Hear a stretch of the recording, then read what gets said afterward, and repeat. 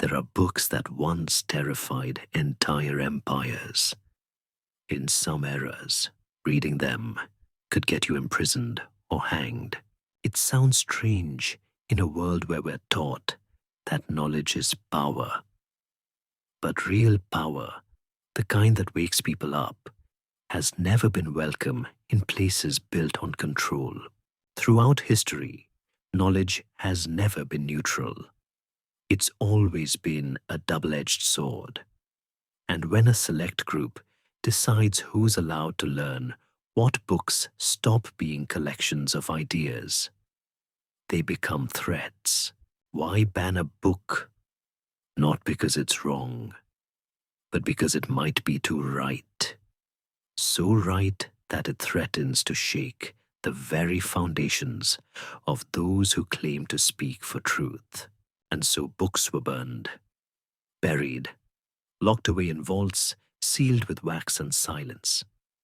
From the burning of the Library of Alexandria to Mayan codices destroyed by Spanish priests, from the Gnostic texts blacklisted by the Vatican to the so-called magical grimoires hidden inside monastery walls, they all had one thing in common.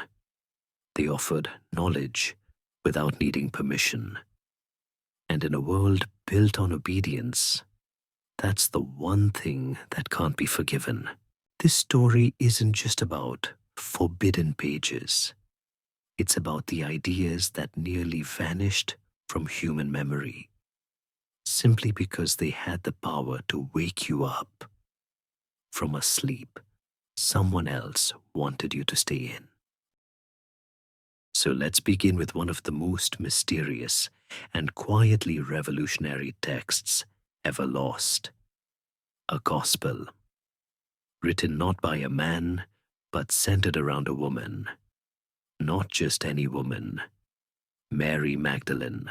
Have you ever wondered why in so many religious stories, women are either quietly supportive or quietly absent? And yet, if the earliest Christian writings tell the truth, Mary wasn't just there.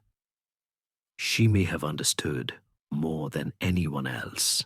The Gospel of Mary was likely written in the 2nd century, during a time when Christianity was still many things, not yet one fixed doctrine, but a conversation full of voices, interpretations, and meanings. Mary's voice, it didn't whisper. It challenged everything.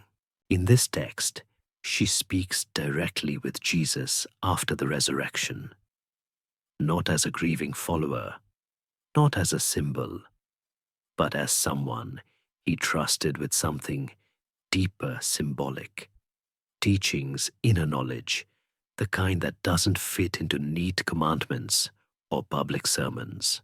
And when she tries to share what she learned, the male disciples, especially Peter, dismiss her. Not because her message was unclear, but because they couldn't accept that Jesus would choose her, a woman, alone, in secret. Do you feel the discomfort there? It's not just theological, it's deeply human. Because if Mary was the true heir to Jesus' teachings, then what does that say about how history was shaped afterward? What does it say about the roles we're allowed to play, based not on wisdom, but gender? Personally, I find this gospel quietly devastating, not because it's bitter or angry, but because it holds such potential for a different path. A version of Christianity where revelation was not controlled, where spiritual insight could come to anyone, not just the chosen few, and certainly not just the men. And here's something worth pausing on. The Gospel of Mary didn't vanish because it was meaningless. It vanished because it was too meaningful, too bold, too equal. Now, I'm curious, have you ever heard of this gospel before tonight? And if it had been part of the Bible from the beginning, Do you think the world would look a little different today? We may never know, but we can still read the fragments and remember what they tried to silence. If Mary Magdalene offered a new way to understand the divine, then the Book of Enoch offers something even stranger, a cosmic backstory so wild it makes the Book of Genesis feel almost tame. Now tell me, have you ever heard of the Watchers? According to the Book of Enoch, the Watchers were angels sent to observe humanity. Just observe. That was the rule. But as you might guess, that didn't last long. Instead of watching from a distance, they fell. They crossed the line. They took human wives. They taught humans what they were never meant to know: astronomy, timekeeping, metallurgy, medicine, even the crafting of weapons. And from these forbidden unions came the Nephilim, a race of giants said to be so powerful, so chaotic, that they threatened the balance of the entire world. Now pause with me here for a moment. This is not a bedtime tale about angels with harps. It's a story where divine beings break the rules, bring down cosmic knowledge, and trigger the wrath of heaven itself. So why was the Book of Enoch left out of the Bible? Why did this wild, mythic ancient story vanish from Christian tradition for nearly 2,000 years? Some say it's because the book didn't fit the narrative. It blurred the lines too much between divine and human, between holy and dangerous. It showed that knowledge from the stars to the forge wasn't always granted. Sometimes it was stolen. Sometimes it came with a price. Personally, I think Enoch is one of the most haunting texts we've ever almost lost. Not because of its monsters or its angels, but because of its questions. Who decides what knowledge is too much, and if something powerful is forbidden? Is it because it's evil, or because it threatens someone's control? The Book of Enoch didn't vanish by accident. It was set aside, excluded, and forgotten, at least officially, but it never really went away. It survived in Ethiopia, quietly copied by hand for generations, as if someone somewhere believed that this story of angels' rebellion and dangerous truth still mattered. So far we've seen how some texts were hidden because they challenged spiritual authority. But what about a book that people feared not because of what it said, but because of how it looked? Enter the codex gigas, Latin for the giant book. And no, that's not a metaphor, it's enormous. Nearly a meter tall, weighing over 75 pounds. It's the largest surviving medieval manuscript in the world. But what truly earned its nickname, the Devil's Bible, was one unforgettable page. A full-page illustration of the devil himself, alone, grinning, sharp claws, forked tongue. No saints, no angels, just him. Now tell me, if you saw that in a dusty monastery at midnight, would you keep reading? The legend around the Codex Gigas says it was written by a monk in a single night. A monk who had broken his vows and faced execution. To escape punishment, he promised to write a book containing all human knowledge in one night. And when he realized the task was impossible, he made a deal with someone else. Not God. Now, is that story true? Probably not, but it says something about the aura this book carries. Because fear, as history shows, is often more powerful than fire. And here's the strange part. The church didn't destroy the Codex Gigas. They preserved it, stored it, passed it from monastery to monastery, almost like they couldn't bear to lose it, but also couldn't explain it. Inside its pages are not just the Bible, but medical texts, incantations, calendars, even cures for illnesses. It's a strange combination: sacred scripture next to herbal remedies and magical formulas, a book of prayer and a book of power. Now ask yourself, why keep such a book? Why not burn it like so many others? Maybe because they feared what it contained. Maybe because they didn't understand it. Or maybe, just maybe, they understood enough to leave it alone. To me, the Codex Gigas feels like a mirror. We don't really fear the devil drawn inside it. We fear the possibility that knowledge and belief magic and medicine scripture and science were never meant to be kept in separate boxes. What if this book isn't cursed at all? What if it's just complete?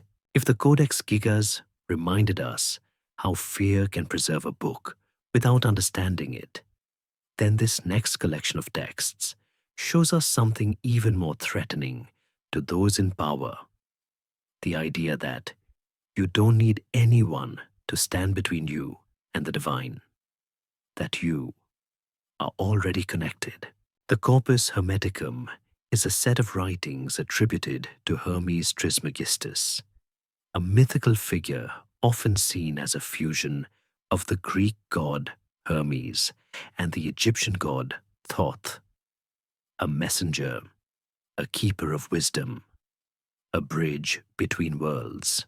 These texts weren't written for power or politics. They were written to remind people of something they'd forgotten, that the divine isn't above you. It's within you. One of its most famous lines simply says, "He who knows himself knows the all." Not a command, not a threat, just a quiet invitation. Have you ever had that moment when everything feels connected? Not because someone told you so, but because something inside you just knew. That's the kind of awareness Hermetic teachings tried to nurture. They spoke of the soul as light, the universe as mind, and the journey of life as remembering what you already are. Not sinners, not servants, but fragments of something vast, eternal, and conscious. Sounds beautiful, doesn't it? But to institutions built on hierarchy, ritual, and obedience, this wasn't beauty. It was danger. Because if people believed they could connect with the divine on their own, why would they need a priest, ritual, gatekeeper? And so, after the Council of Nicaea in the 4th century, Hermetic texts slowly disappeared. Not in flames, but in silence. Copied less, quoted less, eventually forgotten, except by a few. During the Renaissance, the Corpus Hermeticum reappeared in Florence, translated by Marsilio Ficino, under the patronage of the powerful Medici family. And for a moment, just a moment, Europe remembered artists, philosophers, alchemists. They all drew inspiration from its vision of a radiant living universe. But again, the moment passed. It had to, because once more the old structures couldn't survive the idea that awakening doesn't come from outside. It comes from within. Personally, I find these texts incredibly tender. They don't shout, they don't threaten, they just remind you. And that perhaps is why they were feared. If the Corpus Hermeticum was about awakening from within, then the next texts will explore focused on how the universe itself could be read like a pattern, a structure, a rhythm waiting to be understood. But instead of being taught in universities, these books were hidden in shadows, whispered about, locked away, because their language wasn't called knowledge. It was called magic. Let's begin with the Picatrix, an ancient text on astrology, cosmology, and symbolic thinking originating in Arabic under the name Gayat al-Hakam, meaning the goal of the wise. It wasn't about casting spells in the way fantasy books describe. It was about harmonizing with the cosmos, using sound color geometry and planetary movement to influence the world around you, starting with your own mind. Think about it. What if the universe had patterns, and you could learn how to move in sync with them?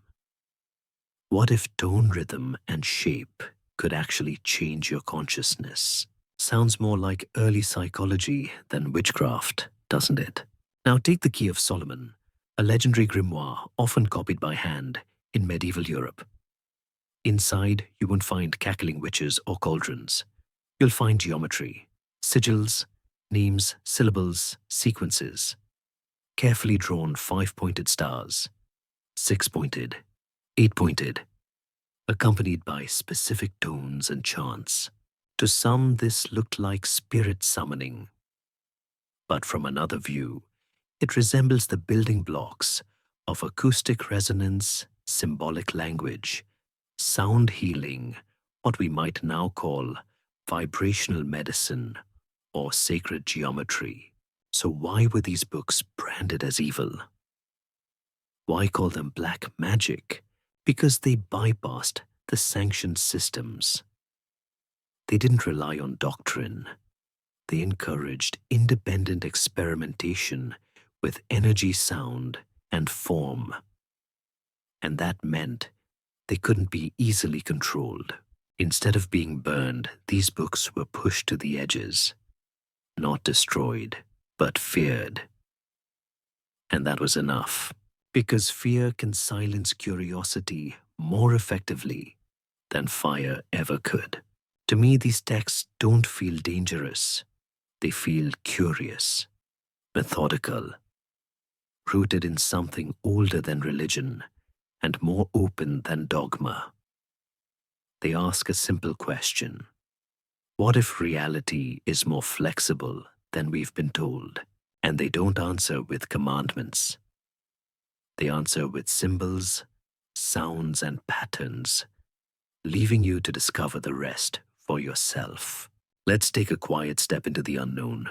So far, we've talked about lost gospels, cosmic rebels, and books mislabeled as magic. But this next one might be the strangest of all. It's called the Voynich manuscript. And no one, not historians, not linguists, not code breakers, knows what it says. Not even a word. Discovered in the early 20th century, this manuscript dates back to the early 1400s. Its pages are filled with delicate looping script, written in a language that doesn't exist. Not a single known alphabet matches it. No grammar, no roots, no references. Just flowing, mysterious text. And then there are the illustrations, strange plants no botanist can identify. Nude figures bathing in pools, connected by tubes, spirals, and stars. Diagrams that seem astrological, but with no constellations we recognize. Now, ask yourself, how does a book like this survive for over 600 years? Others were burned for far less. This one, it was preserved, moved, studied, but never understood. And here's the unsettling thought. What if it wasn't meant to be? What if the real reason we can't decode the Voynich manuscript isn't because we're not smart enough, but because someone somewhere made sure we'd never know how? Personally, I don't think the manuscript is nonsense. It's too structured, too intentional. Whatever it contains, someone went to great lengths to protect it or hide it. Is it a forgotten language, a healing manual, a philosophical map, or maybe a kind of test? Not one you pass by solving, but by asking the right questions. Because sometimes the value of a book isn't in what it tells you, but in how it teaches you to wonder. So here's my question to you. If you had a book no one could read, but you knew it mattered, would you hide it? Or would you leave it behind, just in case? Someone someday might understand. If the Voynich manuscript feels like a message sealed in time, then the Shanhai Jing is something different. Not hidden, not encrypted, just quietly dismissed. The Shanhai Jing, or Classic of Mountains and Seas, is one of the oldest surviving works of Chinese literature. A strange, beautiful mixture of mythology, geography, zoology, medicine, and cosmology. Written more than 2,000 years ago, its pages describe lands filled with unusual creatures, nine-headed birds, fish with human faces, talking mountains. It maps sacred rivers, describes rare plants, lists minerals, rituals, and even cures. And if you read it today, you might think, folktales, superstition, fantasy. But what if that's not what it was? What if the Shanhai Jing wasn't fiction, but memory, not of one culture, but many? Not a single voice, but a chorus of native traditions. Stories passed down orally, finally written, then gradually overwritten by empire. Because here's what's easy to overlook. Many of the places mentioned in the Shanhai Jing lie far outside the ancient Chinese political center, in regions once considered barbarian.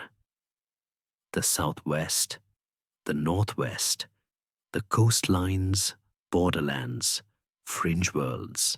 And as dynasties rose, especially the Han, they needed a clean, unified story, a central narrative, one heaven, one emperor, one culture. So they reinterpreted the Shanhai Jing, softened it, filed off the wild edges, wrapped it in Confucian commentary, and slowly it became less of a text and more of a curiosity, a thing to be read with polite detachment, never with reverence. But the questions remain. What if the Shanhai Jing preserves the spiritual and ecological worldview of cultures long erased? What if it's a map, not just of land, but of consciousness, of how humans once lived in deep relationship with nature, energy, spirit? Personally, I find its survival astonishing. Because while so many native texts across the world were burned, this one was too strange to be burned. So it was laughed at instead, and sometimes that's all it takes to bury a truth. Not fire, just a smirk. So I'll leave you with this. What stories are we still calling myths when they were actually someone else's truth? After all these lost books, forbidden gospels, coded scrolls, and mythic maps, a pattern begins to emerge. Different cultures, different continents, different languages. But the message strangely feels the same, that maybe the ancients weren't primitive. Maybe we are.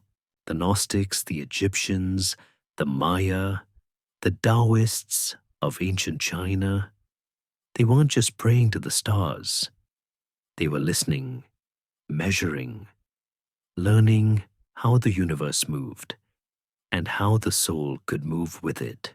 To them, consciousness wasn't in the brain. It was in the breath, in light, in vibration, in harmony. They believed that sound could heal, that geometry could unlock energy, that time wasn't just something you spent, it was something you aligned with. They saw illness not as punishment, but as disconnection, and the texts they left behind, when they weren't burned, echoed those ideas. The corpus hermeticum spoke of divine light within. The Book of Enoch warned of dangerous knowledge, but also hinted at celestial wisdom. The Picatrix and Key of Solomon gave tools for tuning into unseen forces. The Voynich manuscript, the Copper Scroll, the Shanhai Jing, each one like a puzzle piece from a forgotten map. And here's the strange thing. So many of these ideas are starting to come back. Not through religion, but through physics, medicine, music therapy, sacred geometry, neuroscience. It's almost as if modern science is tiptoeing back toward what ancient civilizations already knew, but in their own language. A more clinical, more cautious rediscovery, which brings me to a quiet thought I can't shake.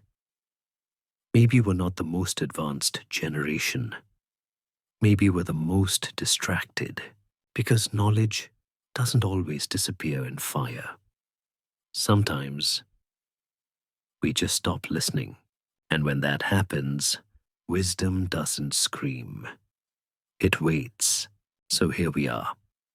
10 stories, 10 forgotten texts, each one buried, burned, rewritten, or quietly ignored.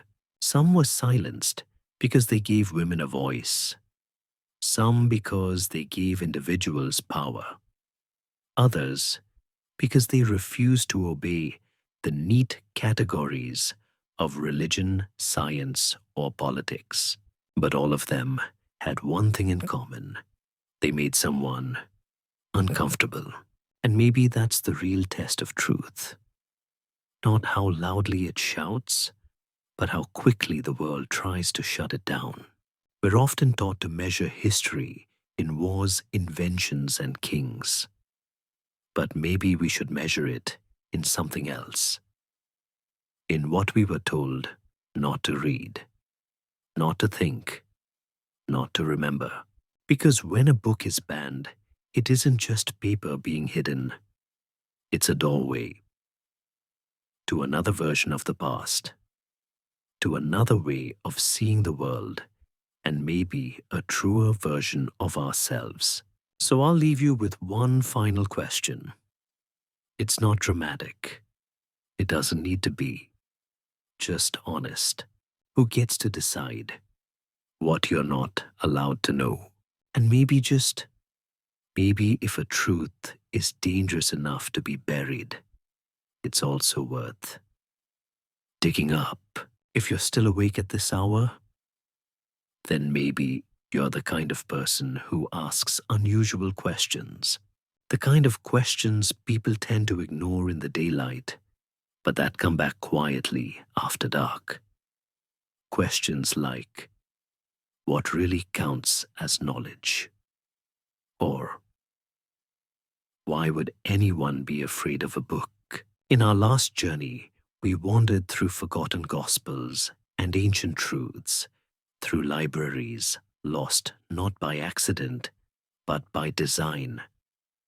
Because knowledge, as we saw, isn't always suppressed for being wrong, but for being inconvenient to those in power. This time we're going to shift our lens, not toward books that were censored for their theology, but toward those banished for something stranger, their symbols, their sounds, their silence. Because not every book called magic was about demons or rituals under moonlight. Some of them may have simply been science written too early in a language the world wasn't ready to understand. Tonight we'll open a few of those books again. Not with fear, but with curiosity. with gentleness. And who knows, maybe we'll see that these weren't strange at all. Maybe they were just too real, in a way that only now we're finally ready to hear. It's easy to forget now, but for most of human history, there was no sharp line between what we call science and what we call magic. Before the age of laboratories and peer-reviewed journals, knowledge wasn't something locked in textbooks. It was something observed, felt, tested in the rhythms of the stars, the growth of a plant, the tone of a voice in the dark. Alchemy, astronomy, herbal medicine, mathematics, music. These weren't separate fields. They were seen as different branches of the same tree. In the Middle Ages, the word magia, naturalis, natural magic, didn't mean fantasy. It meant understanding the hidden forces of nature, how the moon affects water, how certain sounds affect mood, how geometry shows up in flowers, temples, and the human body. And if you look closely, you'll see something quietly stunning. Many of the things once called magic are now accepted parts of science: sound therapy, plant-based medicine, the Fibonacci sequence, circadian rhythms, the placebo effect.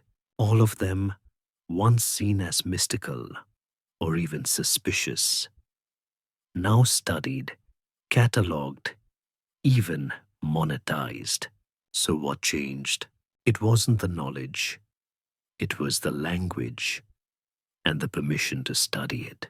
In the 17th century, with the rise of what we now call the scientific revolution, a new rule was quietly established. If something couldn't be measured, isolated and repeated in a lab, then it wasn't real. It was irrational, subjective, superstition. And everything that didn't fit got pushed aside. Not necessarily destroyed, just excluded, labeled, filed away under magic, mysticism, or heresy. But what if we've been too quick to judge? What if some of those excluded ideas weren't wrong, just early? Personally, I find that thought comforting, because it means we don't have to throw away the past to move forward. We just have to learn how to read it differently. Let's begin with a book that whispers instead of shouts. A book so dense with symbols and strange instructions that even in modern times, most people set it down before ever understanding what it's trying to say. It's called the Picatrix, but that's the Latin name. It began its life centuries earlier in the Islamic world under the title Gayat al-Hakam, the aim of the sage. And despite what people may say, this isn't a book about calling spirits or casting spells. It's a book about timing, vibration, color, intention. It treats the universe as a living organism, a system of energies in motion. And it suggests that if you observe those motions carefully enough, you might begin to see the patterns and even work with them. Does that sound magical to you? Or maybe a little bit like early physics? The Picatrix draws on ancient Greek philosophy, Babylonian astronomy, Indian mathematics, and Arabic alchemy. It speaks in layers, images, instructions, and meditations all woven together. There are references to planetary hours, specific stones, herbs, and visualizations. But these aren't spells in the fantasy sense. They're more like symbolic recipes for focusing the mind, aligning the body, and attuning to something larger. Some modern researchers see it as a kind of proto-psychology. Others as a guide to altered states of consciousness. Some even say it contains early forms of neuro-linguistic programming using image rhythm and repetition to rewire perception. But in the Middle Ages, there was no such language. So it was called magic, and later dangerous, which makes me wonder how much of what we call nonsense today is just knowledge that hasn't found the right translator yet. To read the Picatrix is not to understand it. It's to enter a space where meaning unfolds slowly, symbol by symbol. It's not meant to give you control. It's meant to teach you to listen. And maybe in a world that runs so fast, that's why it still matters. If the Picatrix is a map of movement and vibration, then the Key of Solomon is a book of stillness, of shape, of form, of geometry arranged with quiet, deliberate care. No one knows exactly when this book was written. Some say it came from ancient Hebrew mysticism. Others trace its manuscripts to 14th century Europe, copied in Latin by scribes in candle-lit scriptoria.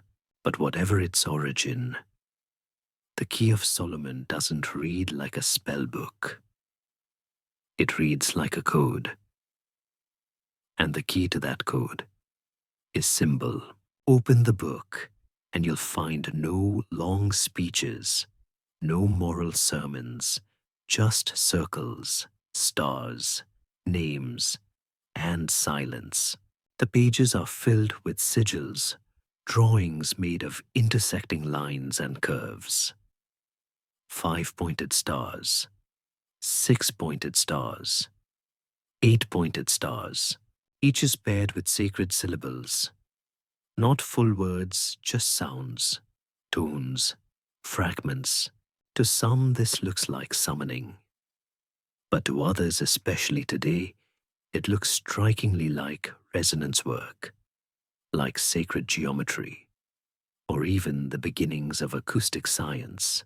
Have you ever seen how sand forms patterns when placed on a vibrating plate? The more ordered the vibration, the more complex the pattern becomes. That's called cymatics. And the Key of Solomon seems to suggest something very similar, that form and frequency are connected, that the shapes we draw can carry sound, and the sounds we speak can shape our inner world. Think of it this way. What if these diagrams weren't meant to summon spirits, but to focus the mind, to attune the voice, to harmonize the self with something larger, older, more stable? Some researchers today believe these rituals might have been early versions of meditative trance. Others compare them to breathing techniques, mantras, or visual anchors used in modern therapeutic practices. But back then, there was no such vocabulary. So again, it was called magic, filed away, feared. Not because it was nonsense, but because it worked too quietly to control. Personally, I think the Key of Solomon isn't trying to explain anything. It's trying to remind us that sometimes the deepest truths don't come in paragraphs, but in patterns. Not all forgotten books were written to control the stars or draw sacred symbols in the dark. Some, like this one, were written for something far more intimate to train the mind. The Ars Notoria is one of the oldest parts of what's known as the Lemegeton, or the Lesser Key of Solomon, a collection often accused of containing demonic summoning rituals. But the Ars Notoria is different. There are no demons here, no invocations, no fire or blood. Instead, this book quietly promises something more human, perfect memory, clarity of speech, mastery of knowledge. Imagine you were a student in the 12th century, preparing for a public debate or facing a theological examination before the most powerful minds of your age. There were no flashcards, no Google, only your mind and this strange little book that claimed to help sharpen it. So how did it work? The Ars Notoria offered no day elaborate visual diagrams meant to be contemplated in silence. Alongside them were prayers not to saints or angels necessarily, but to divine intelligence, short chants, rhythmic invocations, a kind of mental ritual done daily to align your memory and focus. It sounds mystical. But then again, so do affirmations, guided meditation, visualization techniques. Modern psychology now recognizes how much focus intention and symbolic repetition affect brain function. We use apps to train attention. We stare at mandalas. We chant to calm the nervous system. The Ars Notoria did all of this just in medieval Latin, and what's fascinating is that the book never claimed these results came through magic.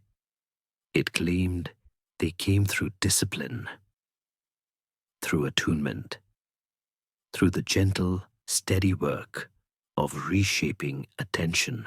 Was it perfect? Probably not. Was it mystical to many? Yes. But maybe it was just early. A user's manual for the mind written long before neuroscience had a name. And perhaps the most magical thing about it is how closely it resembles the things we're still trying to remember now. If the Ars Notoria was about training the mind, then this next book is about understanding the universe. We've reached a new chapter, one that steps beyond memory or focus and moves into something even deeper: structure, vibration, and the hidden architecture of reality. This is the Liber Razielis, the Book of Raziel, a book said to contain the secrets of creation itself, given not to a prophet, but to the first human ever cast out of paradise.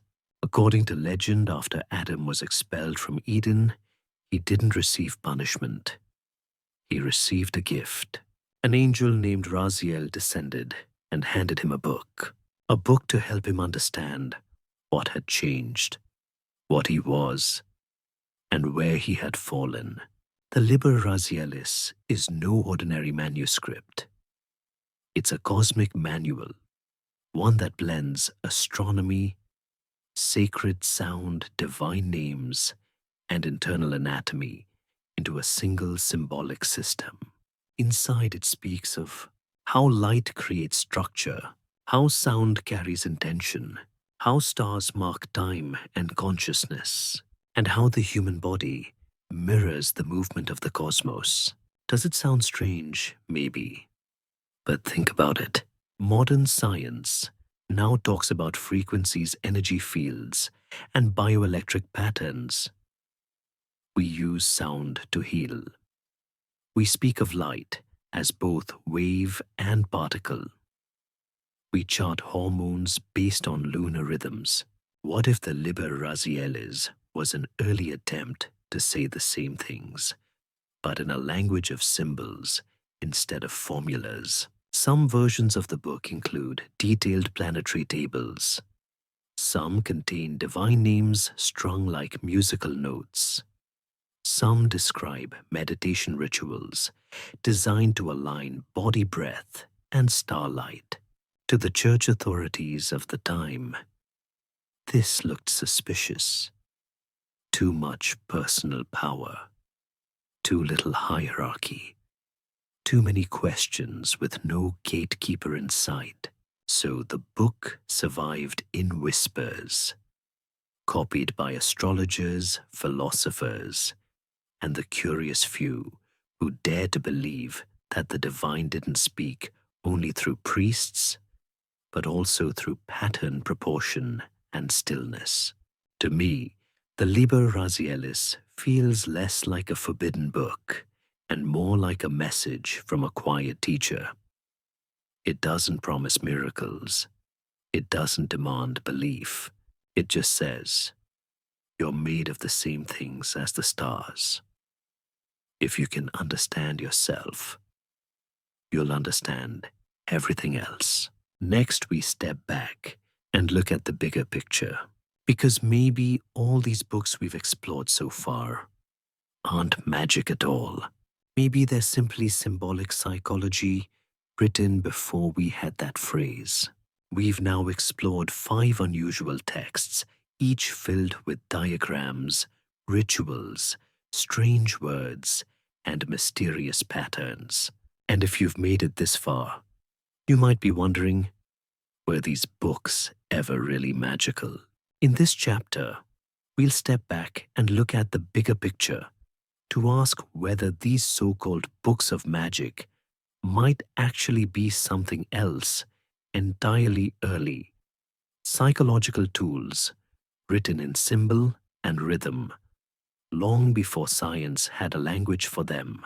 Across the Picatrix, the Key of Solomon, the Ars Notoria, and the Liber Razielis, we didn't find curses or dark forces. We found systems, practices, patterns of attention. These books weren't designed to summon spirits. They were teaching how to summon focus. A sigil might look arcane, but it functions like a visual anchor, a shape that holds intention, allowing the mind to stay centered. A repeated name, not a charm, but a mantra. Something we now understand can calm the nervous system, regulate breath, and shift the brain into a state of stillness. Even the diagrams of planetary hours, soaked in celestial language, could be seen as an early understanding of rhythm and timing, what we now study as circadian patterns, what we call symbolic. They may have called sacred, but perhaps both were aiming at the same thing, creating order inside chaos. A compass for the inner world. Carl Jung once wrote, "The symbol is the best possible expression for something unknown." And that's what these books may have been doing all along, giving shape to inner work, guiding attention, and organizing the human experience through pattern sound and silence. Today we meditate with apps, we journal intentions, we use breathing exercises, chanting vision boards, and we call it wellness. They did the same, but with stars and circles, ink and intention. To me, that's not superstition. It's simply a different dialect, one we're just now beginning to understand. We've looked at what these books might have been: early science, symbolic psychology, quiet guides to inner transformation. But now it's time to ask a harder question. If these books weren't evil, why were they treated that way? In this chapter, we'll explore why so many of these texts, calm, careful, inward-looking, were branded as threats. Why intention and attention were mistaken for heresy. And why knowledge, when made personal, becomes political. Let's start with a simple truth. Power doesn't fear ignorance. It fears independent understanding. Because once you realize you can direct your own mind, you become harder to control. The books we've explored didn't ask for obedience. They asked for reflection. They didn't require temples.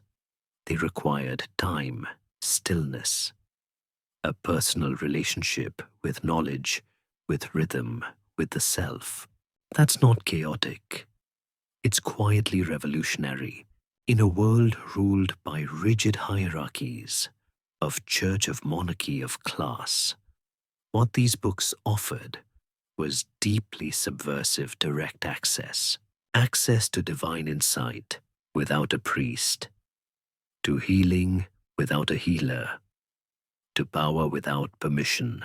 That's what made them dangerous. Not their content, but their implications.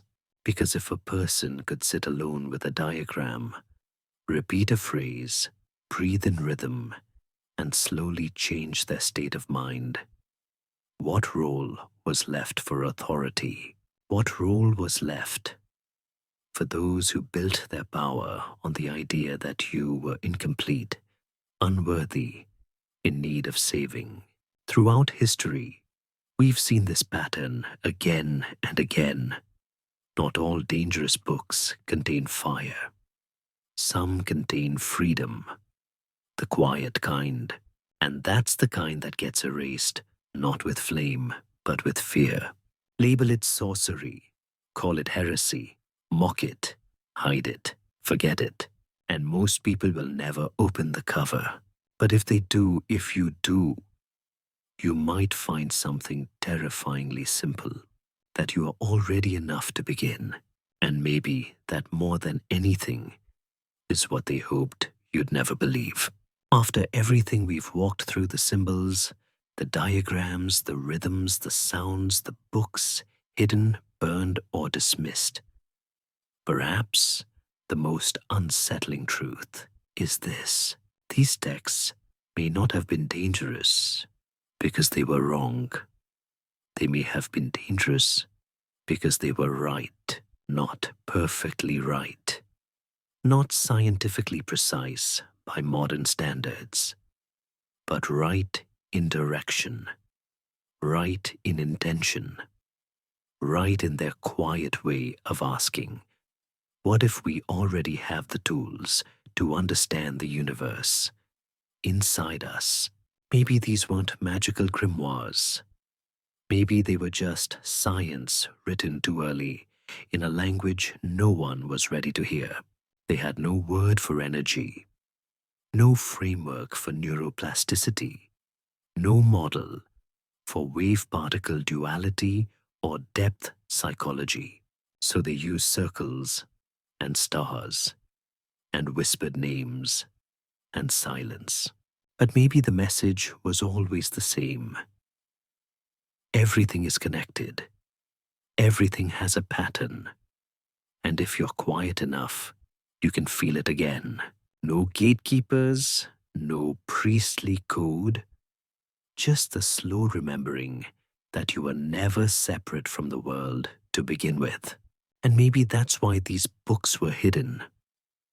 Not because they were false, but because they gave people something too powerful to manage, the permission to understand.